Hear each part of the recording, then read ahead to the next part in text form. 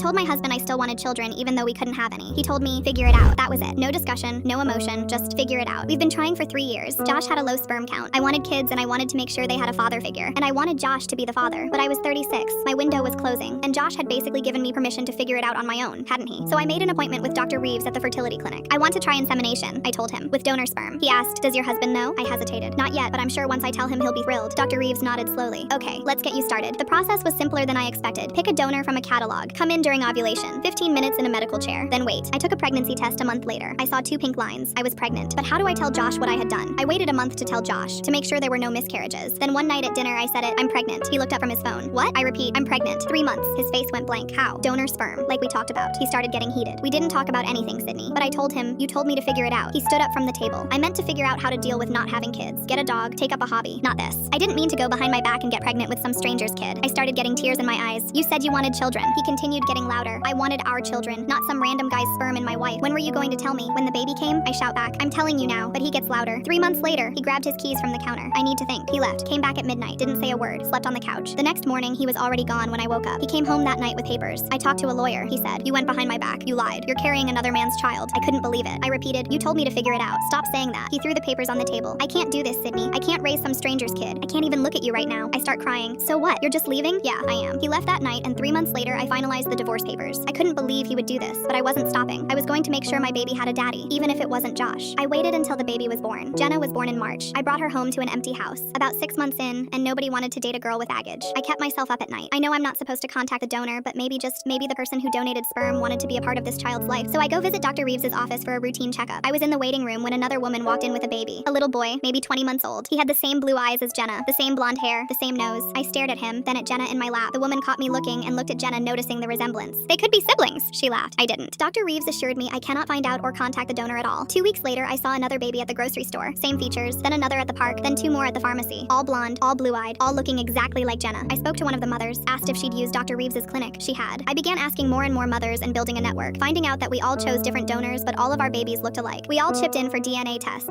17 children all came back as being half-siblings with the same biological father. The story broke 6 months later. Dr. Reeves had been using his own sperm. 75 women, 75 children who looked just like him.